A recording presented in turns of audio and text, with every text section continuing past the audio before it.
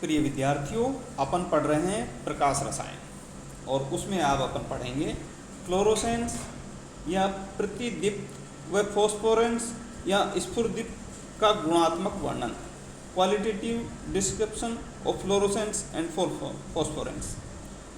कुछ पदार्थों पर जब प्रकाश पुंज टकराता है तो वे दृश्य प्रकाश या विकिरणों को उत्सर्जित करने पर लगने वाले जो ही प्रकाश स्रोत को हटाया जाता है, प्रकाश विकिरणों का उत्सर्जन बंद हो जाता है। इस प्रक्रम को प्रतिदीप्ति या फ्लोरोसेंस कहते हैं। इसे दर्शाने वाले पदार्थ को प्रतिदर्शी पदार्थ या फ्लोरोसेंट सबस्टेंस कहते हैं। इन पदार्थों में अणुओं या परमाणुओं द्वारा जब विकिरणों का अवशोषण होता है तो वे उत्तेजित अवस्था में आ जाते हैं, लेकिन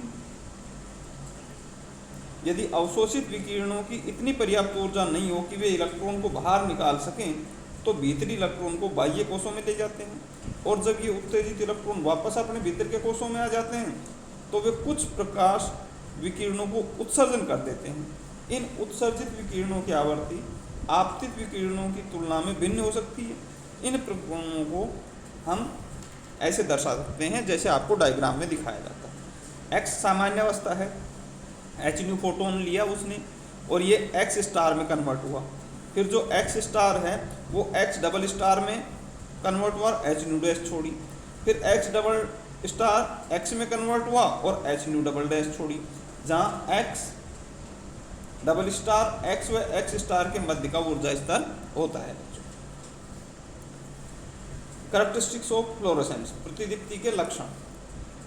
यह प्रक्रिया स्वतः स्फूर्त स्पॉन्टेनियस होती है और प्रकाश अवशोषण के साथ ही प्रारंभ हो जाती है तथा प्रकाश के हटते ही बंद हो जाती है। बच्चों, प्रतिदीप्ति प्रकाश के दृश्य एवं पराबैंगनी क्षेत्र में अवशोषण से ही प्रेक्षित होता है। इसका स्पेक्ट्रम रेखीय, बैंड अथवा सतत किसी प्रकार का हो सकता है।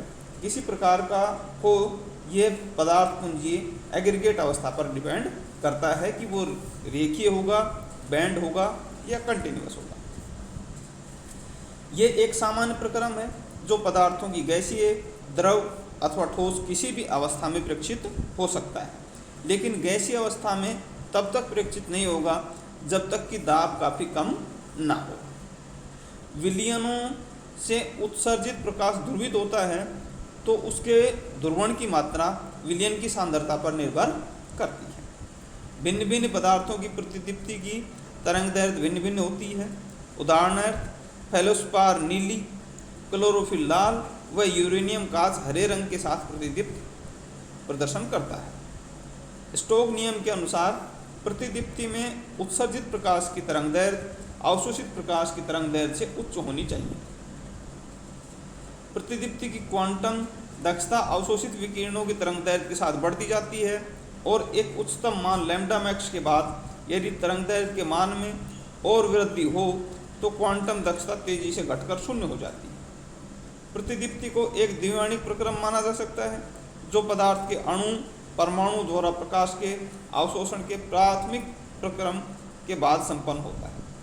यदि किसी पदार्थ द्वारा प्रकाश विकिरणों का उत्सर्जन प्रकाश स्रोत हटाने के बाद भी जारी रहता है तो इसे स्फुरदीप्ति या फॉस्फोरेंस कहते हैं। इसे दर्शाने वाले पदार्थ को स्फुरदीप्त पदार्थ फॉस्फोरेंट सबस्टेंस कहते हैं। इसके कुछ लक्षण हैं बच्चों। प्रतिदीप्ति दर्शाने वाले पदार्थ के अतिरिक्त विकिरणों का उत्सर्जन प्रकाश के अवशोषण के 10⁻⁻⁶ से -4 सेकंड के मध्य प्रारंभ हो जाता है, जबकि स्फुरदीप्ति में पदार्थ के अतिरिक्त विकिरणों का उत्सर्जन प्रकाश अवशोषण के 10⁻⁴ से 20 या अधिक सेकंड तक होता है। अर्थात स्फुरदीप्ति का जीवन काल प्रतिदीप्ति से काफ़ी अधिक होता है। स्फुरदीप्ति का प्रेक्षण मुख्य रूप से बैंगनी या पराबैंगनी अवशोषण से होता है, जबकि स्फुरदीप्ति मुख्य रूप से